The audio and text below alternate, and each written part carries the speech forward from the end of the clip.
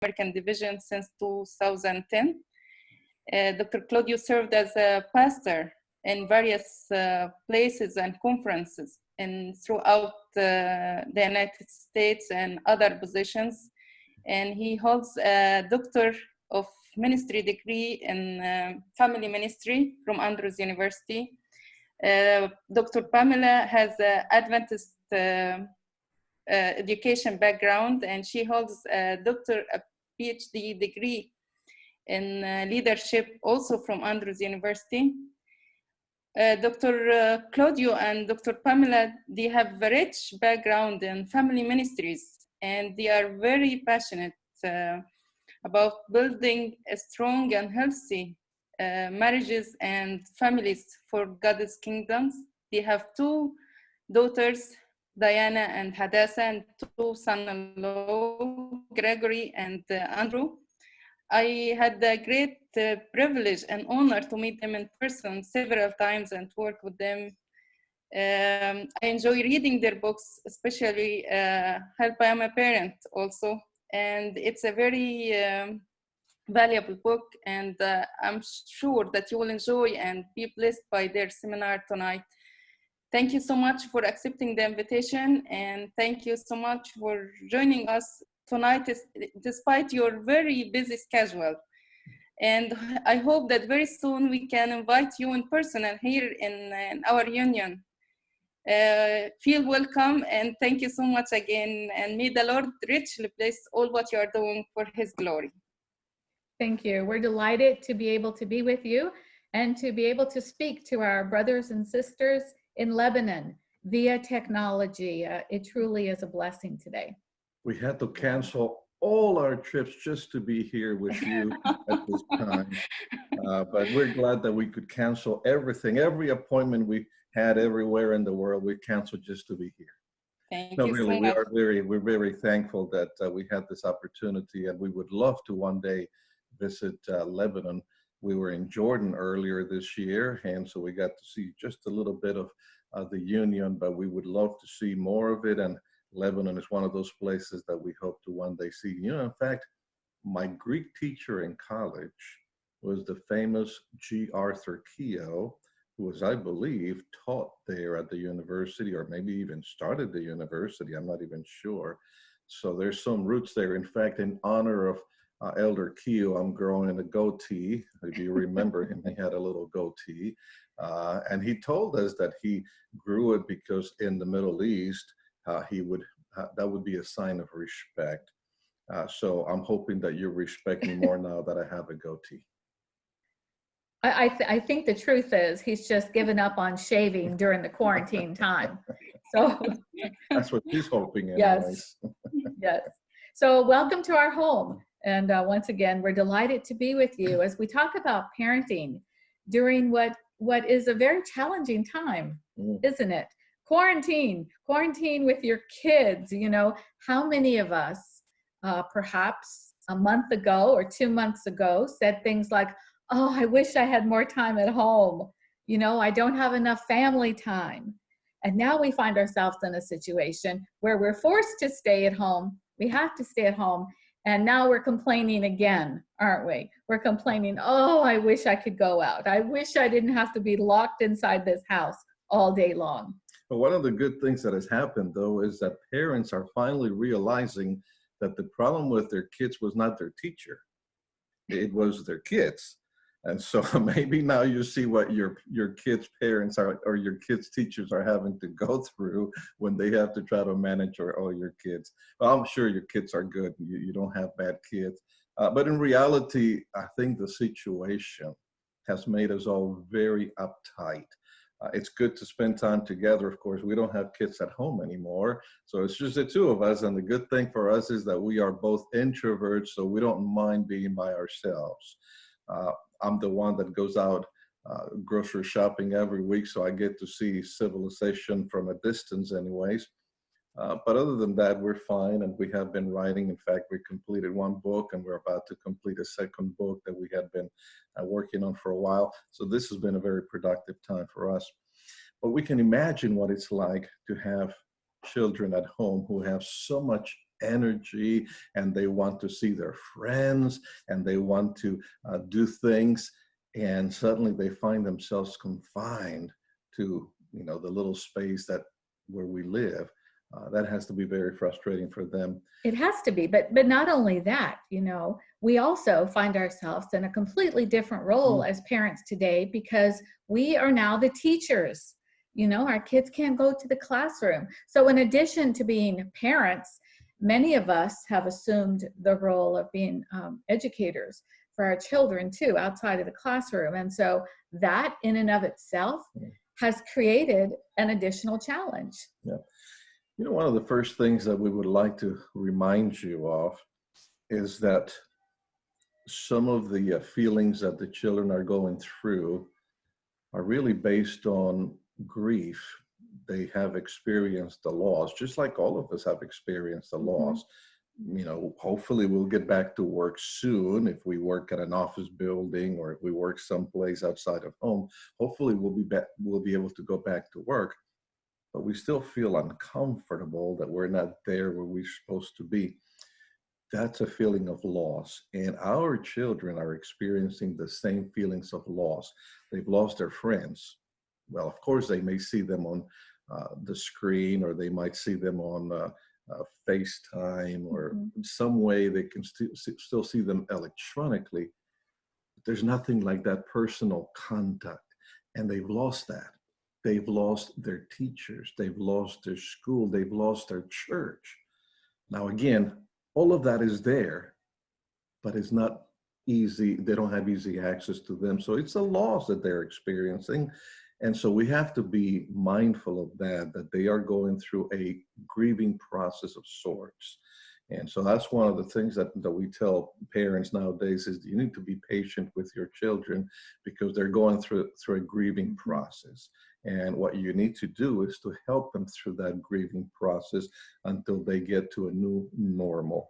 And that's part of the reason why we've been doing presentations like these, to remind the parents of the grieving process, but also how to help them develop a new normal under the circumstances. So we're going to talk about a few things that we can do as a parent to survive this COVID-19 pandemic with our children at home with us. Well, the number one thing you can do, create a schedule.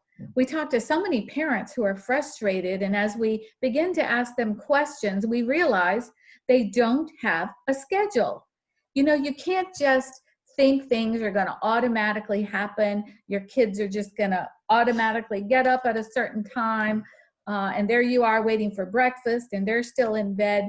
You know, we need to maybe have a family meeting, sit down as a family and develop a very detailed schedule.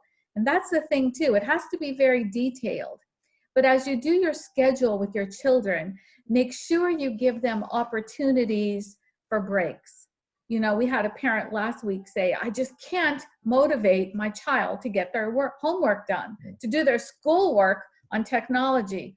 Well, what are you doing? Well, she's expecting the child to just sit down at the computer early in the morning and stay there all day long. And that's not realistic. So let's be realistic about where we are. Give your children break. I mean, even in school, they have recess. They have breaks. Give them the time, write it in the schedule so that they have it to look forward to. You know, if I focus on my schoolwork for maybe 50 minutes, and the younger the child is, the more often you're going to have to give them breaks too, by the way. But maybe if I focus on this class, my math class, for 45 minutes or 50 minutes, then I get a 10 or 15 minute break.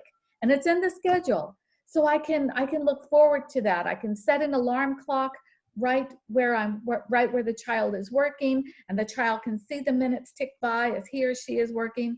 Look forward to it. So put those times in, the times of work, the times of break, the times of chores around the house, and definitely don't forget the time for family worship in your schedule too. Don't neglect that.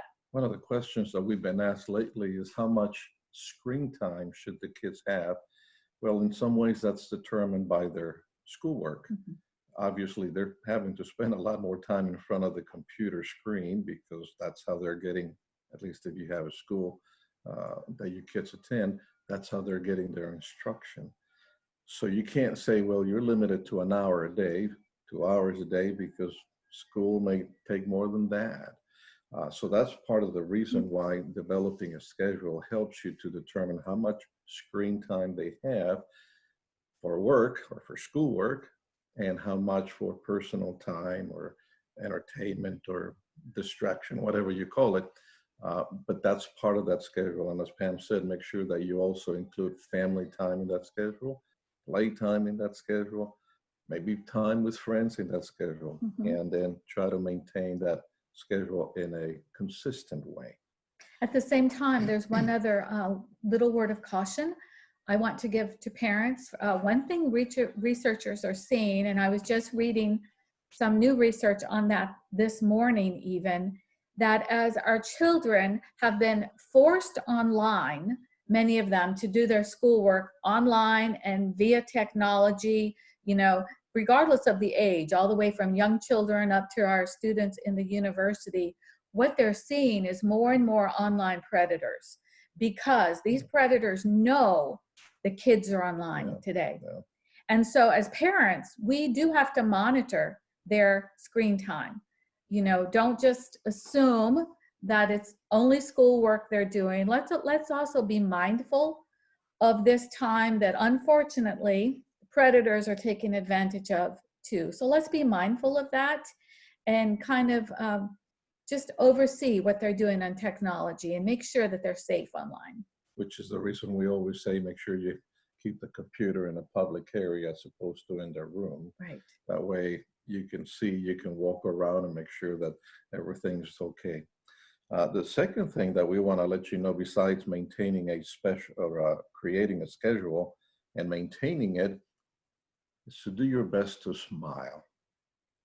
We're all tense, we're all tired, we get uptight, we get on each other's nerves sometimes. But it's important that you as parents provide your children the most positive experience possible during this time. So try to smile. Sometimes even maintaining a good sense of humor is what keeps our sanity. I've been enjoying nature. It's a little after 2 o'clock here this afternoon in the Maryland, Washington, D.C. area. And I made some friends in nature, a couple of squirrels that come out here in the morning. I feed them some nuts and seeds. And now we have some cardinals, and we have even a couple of rabbits. And so now we're having a good time making friends with the animals that we have in the city. And we even post videos on Facebook about the animals, and then we get responses. It's our way of saying, hey, we need to laugh a little, we need to smile a lot through this difficult time, because if all that your children see is a frown on your faces, this will be a horrible experience. Hopefully 6 months, a year, sometimes so many years from now, as they look back, they'll say, well, that was a pretty crazy time, but I'll tell you what, at least we had fun at home, we had smiles at home, we had a good positive experience at home. That's more important even than making sure that they do everything exactly right. And here where we live in the state of Maryland in the United States, we are not even allowed to visit our neighbors. So there's been a mandate issued that we cannot go to another house. So, but you know what? It's amazing how much joy the little squirrels have that have come to our doorstep. So yeah, find things to smile about. I mean, my husband has even named the animals. Oh yeah. He's named the squirrel, and he talks to the squirrel. So sometimes if I'm in another room of the house and I hear him talking, I know that he's talking to Charlie the squirrel, because he's named the squirrel, his squirrel friend, Charlie. So it could be Charlene, because Charlene's his wife. That's right. Charlie and Charlene. Yeah. So, but make sure you find the little things to just laugh about and talk about, and things that your kids can look forward to each day, the smiles that happen around your house. I watched a video this morning about all the positive things that are happening in nature because of the quarantine that we are going through. The air is cleaner.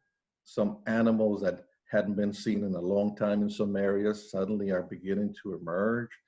So maybe where you are in Lebanon, I don't know what it's like, but maybe you can take advantage of that. And from your home, you can still observe some of nature and make it an interesting experience, a fun, enjoyable experience for the kids, in spite of the fact that we are all confined to the space of our home. And so number 1, create a schedule. Number 2, smile. And number 3, minimize or filter the information for your children.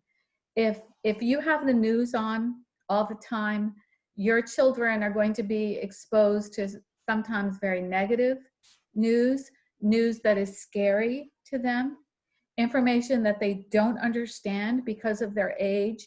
So let's make sure as parents we protect them from some of the negativity that's happening today in the news. We have to be aware of the age that they are and make sure it's age appropriate. So especially for young children, the scary news of all the deaths, the pictures of the hospitals being overflowing with patients, or the morgues, those aren't things that our children, our small children, should be exposed to all throughout the day. So let's make sure that we carefully monitor what we have on the news for them to see. And it shouldn't say just for them, but for ourselves, because the more that we watch the news, it gets more discouraging and more depressing and more scary for us as well.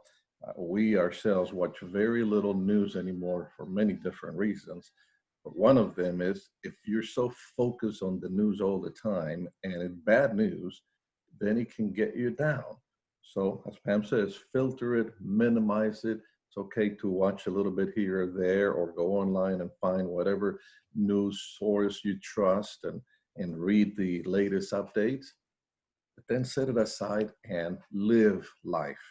Don't just focus so much on that bit of life that you become depressed and discouraged.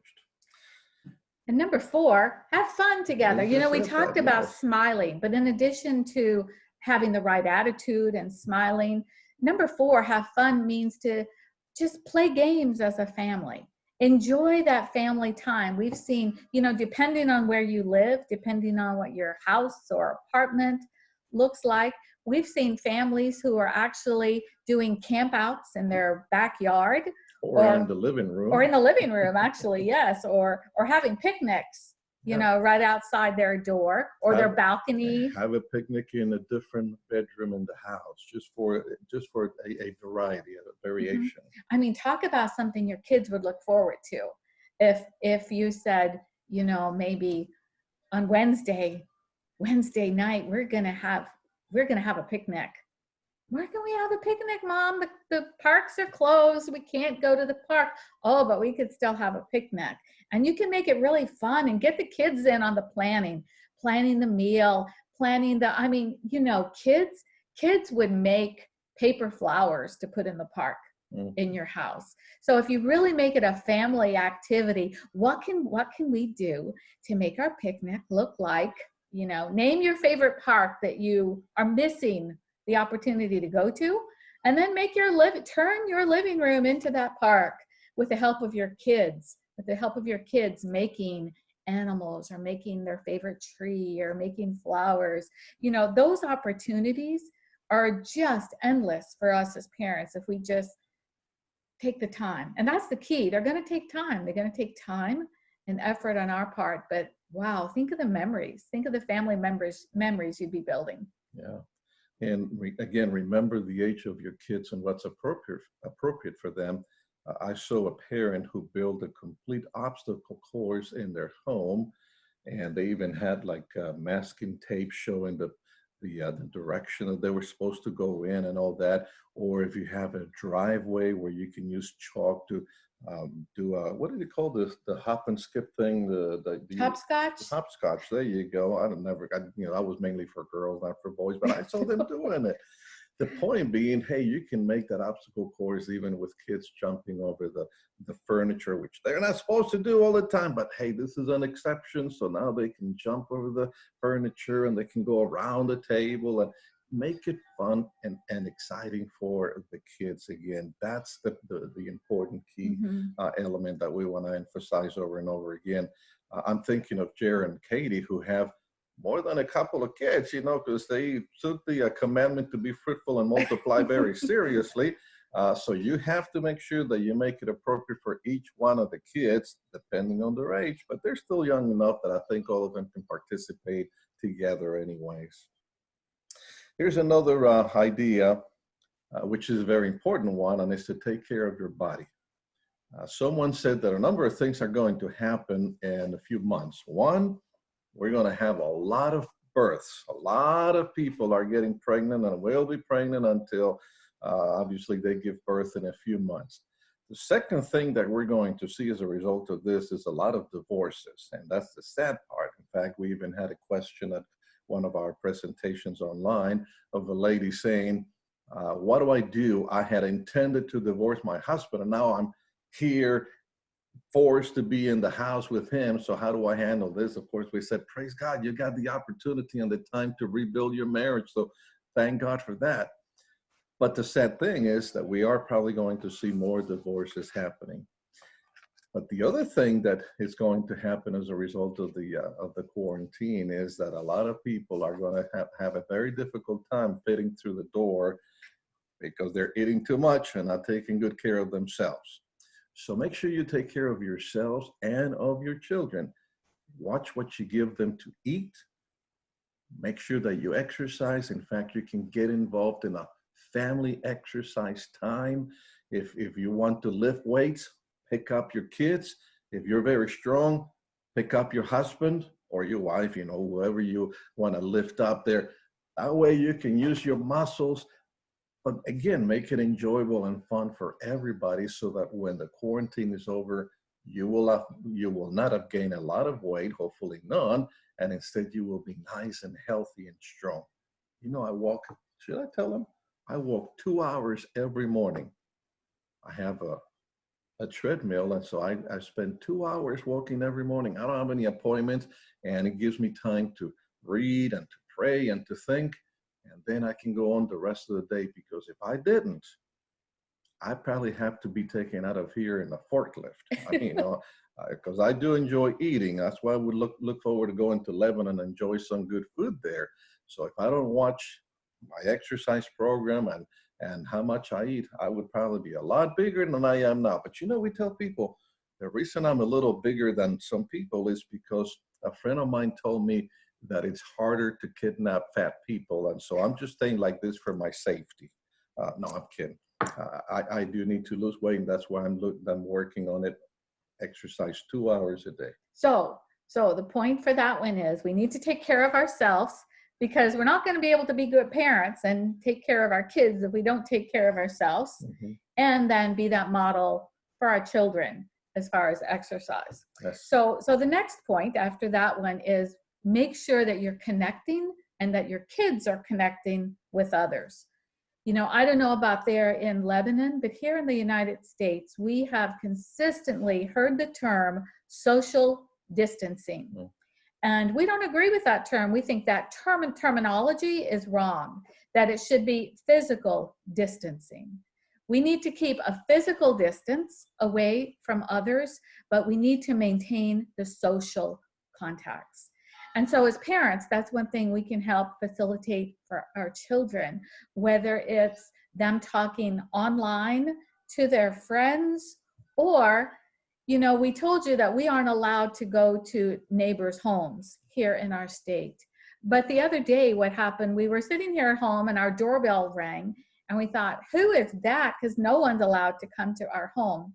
Well, our neighbor we have Muslim neighbors who live across the street, and our Muslim neighbor had come and rang the doorbell, and then he stepped way back in the driveway. But when we opened the door, there was a whole case of toilet paper. Amen. That he had left for us. Toilet paper. So I don't know about you guys there, but here in the United States, toilet paper has been in short supply.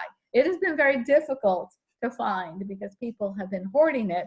So here our neighbor brought us some toilet paper.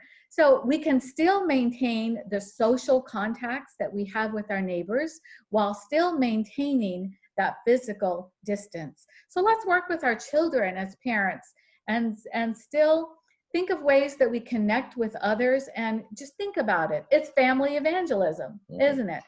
And just ask yourselves, what can we do today as a family to reach out to another family? Well, maybe you can bake cookies and either send a message or something to that other family. Hey, I'm going to come over to your door. I'm going to ring the doorbell and leave something on your porch, and then step away. And they open the door to find nice, hot homemade cookies or a loaf of bread or something, or cards. You know, have your children make cards. I'm thinking about you. I'm praying for you. I miss you. Because we can still do things like that and maintain the physical distance and keep the laws, but at the same time, don't forget the aspect that your family is an evangelistic unit, and you have the opportunity to reach out and bless other families who may be going through an especially difficult time as they are locked in. Maybe they're older people who are by themselves. Maybe there are single adults who don't have anyone in their home to talk to on a daily basis, and we may be the only ones that reach out to them today. So as parents, let's teach our children the value of ministry during this time. We have had a very good relationship with our neighbors that Pam mentioned. They are Palestinian Muslims. They're delightful, beautiful people.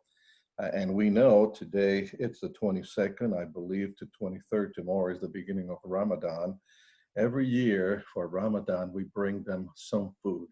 We know they're not going to eat it during the day, but we tell them tonight, you can have this. And usually it's a plate of vegetables or something like that.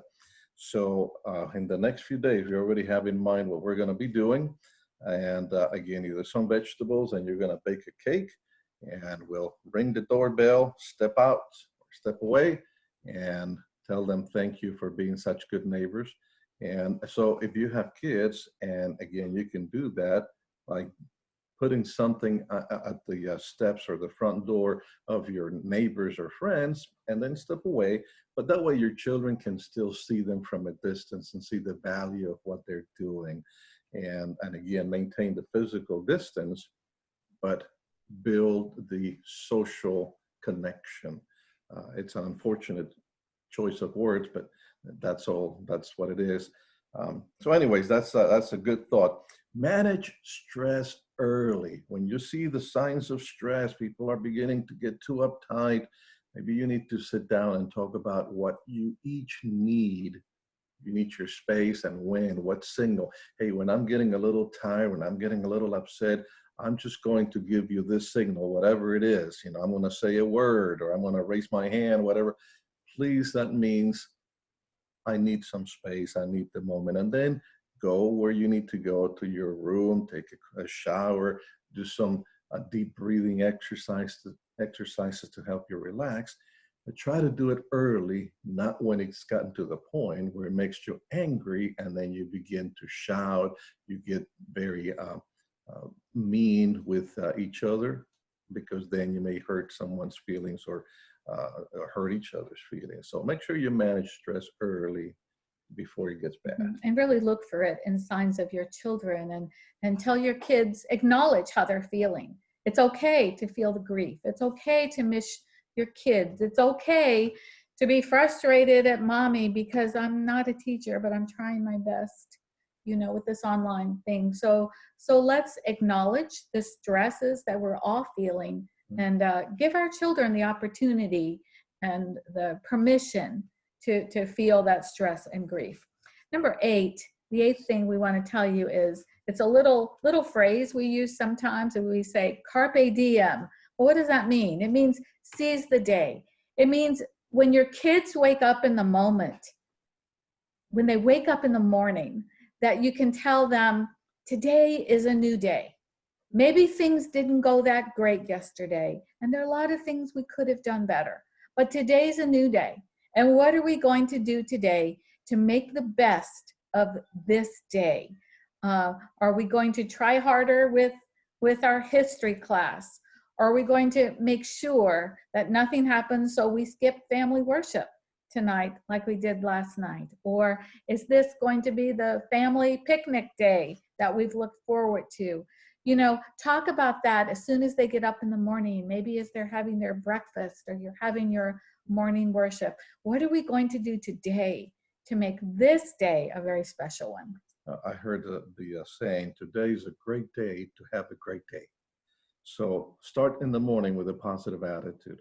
And one way to do it, and this would be number 9, is to develop that gift, if you want to say it, of gratitude, or the attitude of gratitude. Yes, we're confined to this place. Yes, we can't do a number of things. But what can we be thankful for? One of the things that we tell parents, and really everybody, is to remember to put things into the proper perspective. So we've been here at home now for, I believe it's 5 weeks, since at the office they told us we couldn't go to the office. So for the last 5 weeks, we have been at home, no travel, no meetings outside of the home or anything. And sometimes we feel again like, man, when is this going to be over?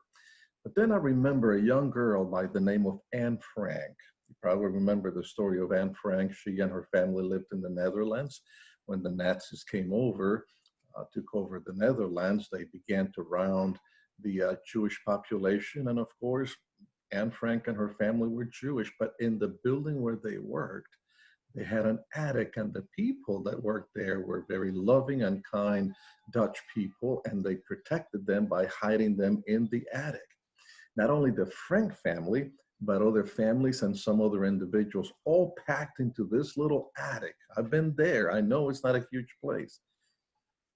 And for almost 2 years, they were in that attic.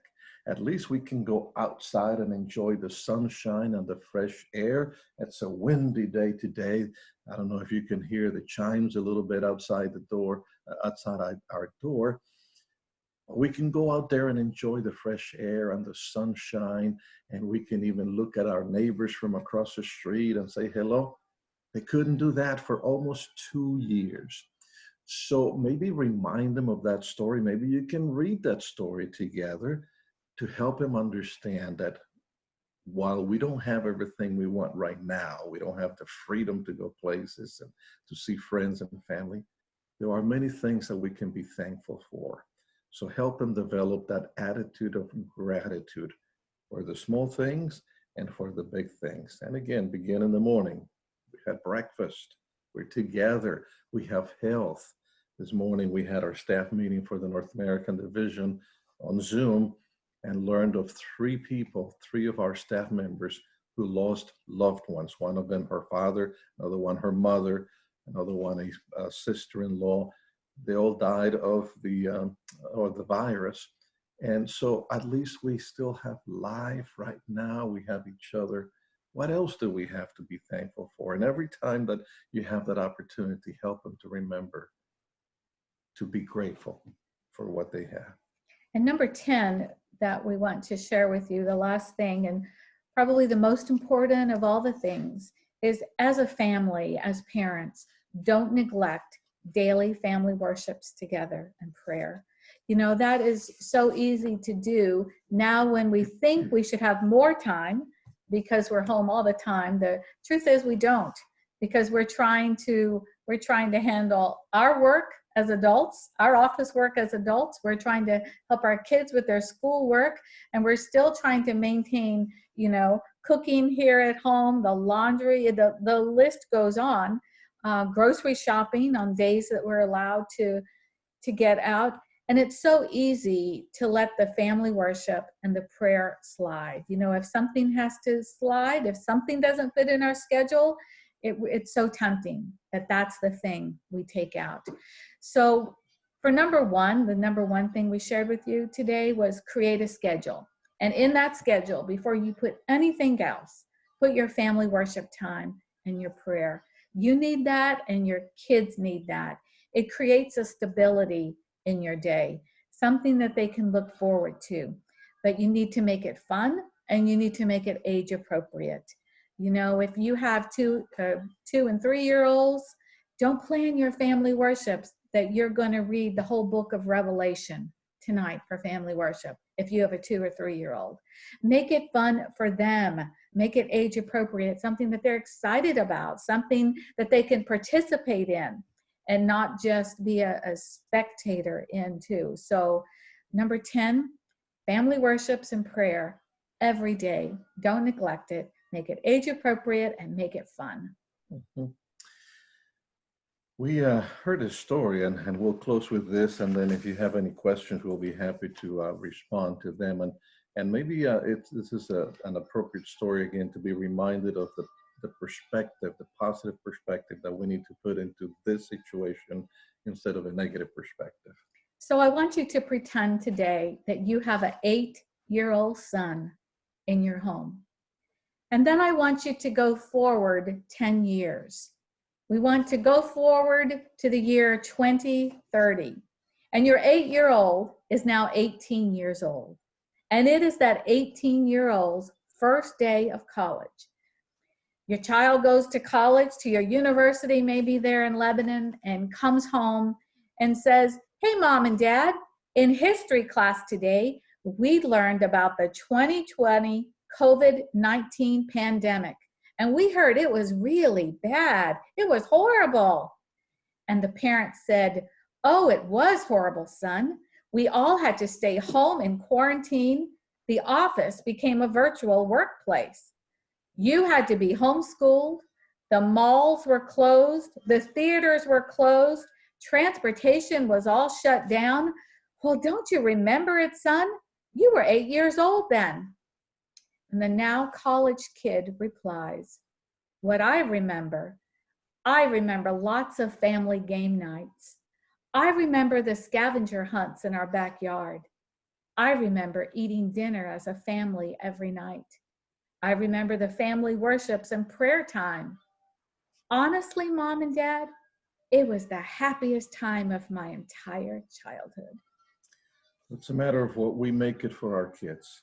We can make it a horrible experience, forcing them to do everything we want them to do, keep your room clean, and you can't smile because you've got to do your homework first and all that stuff. Or, hey, let's have a wonderful time, and the kids will remember it as some of the best time they ever had. We have that opportunity to make it a good time for them. I hope that you will do that for your children.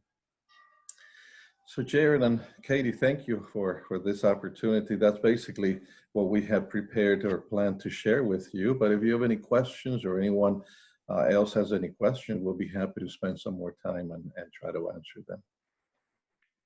All right. Thank you guys so much. That was awesome. Excellent advice for parents during this crisis that we're going through. So we have a few people here with us, and if they have any questions, guys, feel free to unmute your microphone and ask. It can be a general question or a personal question from your own situation. These guys are experts, I know, so they're not. Don't be shy to ask tough questions even. We could take questions on parenting or marriage or any family questions that you have. If we can't answer them, we'll pass them on to Jared and Katie. Or them all.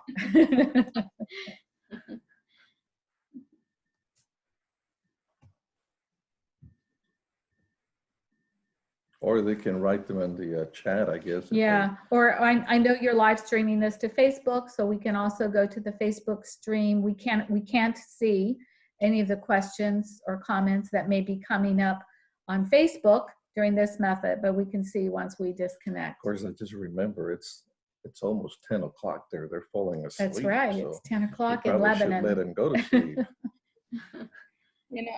Thank you so much for the seminar. Actually, when you read in the news that the rate of abuse and family in general, and for children or for both genders, Yes. it's really increasing very high. So it's very sad to read this and to hear this, and it's not on one country, it is all over the world. Yeah. So if you can advise the parents or the family in general to how to deal with this, or You're right. That is a worldwide issue that we're seeing on the rise. The issues of domestic violence with between spouses and child abuse. And I think what research is showing is it's not something new. This was an underlying issue. But the fact that we're all now locked inside of our houses for 24 hours a day has only made the situation worse. Has only made, you know, what already was an abusive situation becomes even more so. And so as leaders, as professionals, we need to make sure that we provide the resources that are available within our local jurisdictions, that we have those readily, that we post them on media, because even during times of lock-ins or times of quarantine, abuse is not acceptable. Abuse to children or abuse to your spouse. So we need to be providing local resources of numbers to call, or whether it's a number to call for the local authorities or shelters to go to. We need to make sure we provide that. And that's one of the reasons we talked about identify stress early or deal with stress early. There's something else that you can do. Again, give each other time and space. And that's what we talk about, you know, give yourself a signal. I'm getting to the point where I'm a little overwhelmed right now. Please give me that time and space. But also it's good to ask each other, what do you need from me? What can I do to help you? Because I might know, I can tell my wife is upset right now, but I'm not sure what I should be doing. Instead of doing something that may not be the right thing, not at the moment, maybe I should ask her, what do you need from me? And maybe she'll say, can you just take the kids for a walk around the block and give me a half hour all to myself? Or can you take them to another part of the house or the apartment so that I can have my little corner to relax for a few minutes? That might be all that they need at the moment. So instead of waiting until it explodes, ask. Either ask for help or ask how you can be of help to the other person.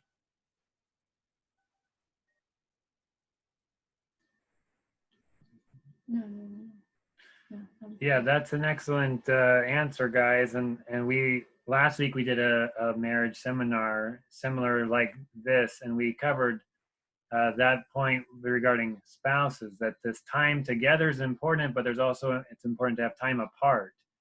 And this can also be important for our children to have. I mean, if they're used to going to school for 7 hours a day and now they're stuck with mom and dad all the time, that can be hard for them too. They don't have any time to play with their friends. So they need a little bit of space too, age appropriate, of course.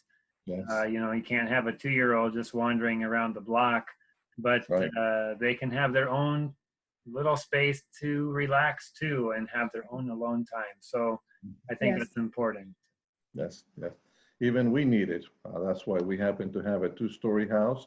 So she works down here and I work upstairs. And then we come together for our meals and for worship. But we also need some time apart. Yes. All right. Any other questions from those who are with us on Zoom here?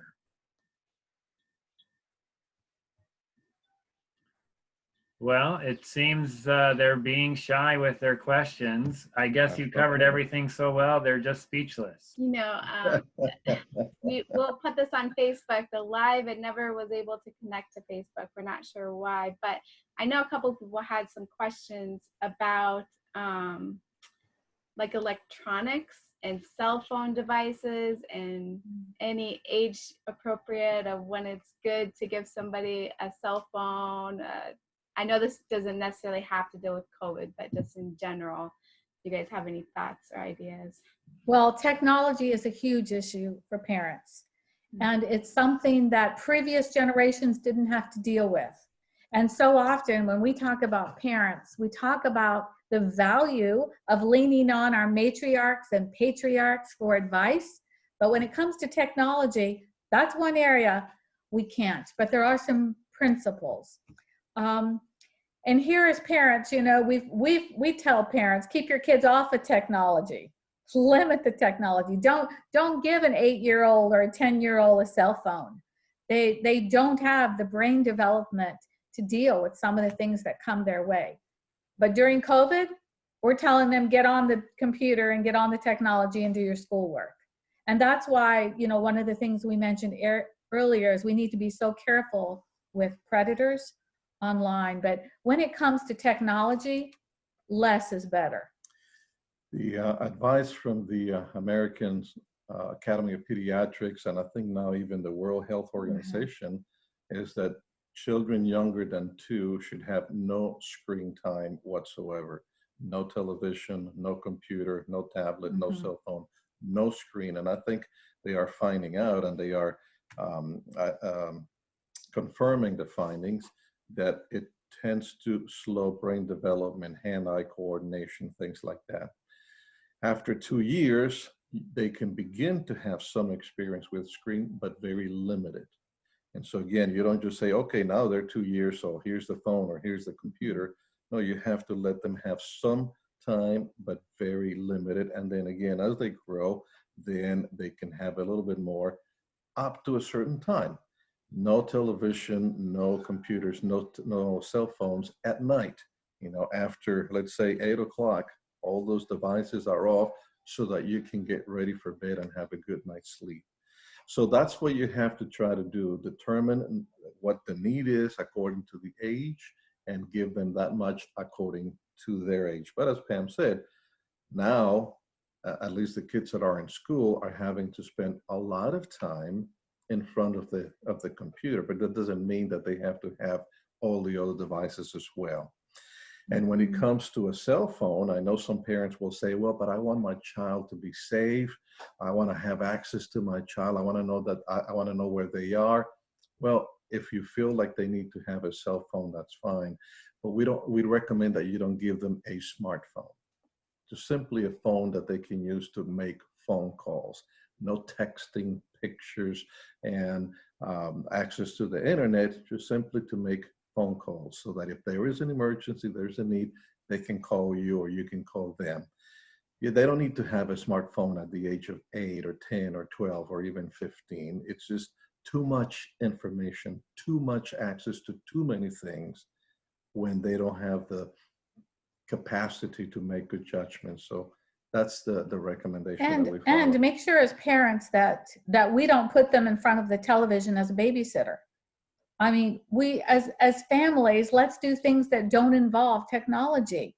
How much better is it to play a family game than it is to sit and watch a television show together as a family? So let's eliminate the technology from family time together, and let's think of other things that we can do. And one other tip I would tell parents regarding technology: what's not okay for your children is not okay for you. You can't tell your kids that they can't watch a movie, but then as soon as they go to bed, you turn on the TV and watch it. You can't tell your children that it's dinner time, they have to put their computer or iPad away, but then while we're having our family dinner, the phone rings and we answer it. You know, so the parameters and the guidelines we set around technology, they apply to us as parents as well. Yes.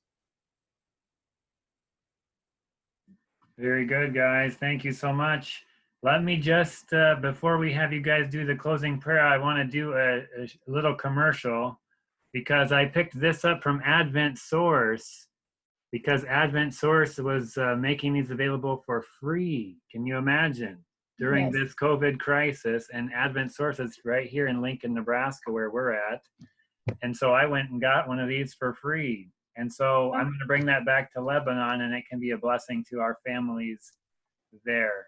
So thank you guys for producing the excellent materials like this. This is for ages 8 to 12-year-olds. And so there's other resources you guys have made for other age groups too, and we really appreciate what you're doing to help. Yeah, let me ask Amal, by the way, because Amal, you mentioned that you have a copy of the Help I'm a Parent, but I want to know which age group you have, because again, we have 3 of them: one for birth to 7, one for 8 to 12, and one for 13 to 18. Do you have all 3?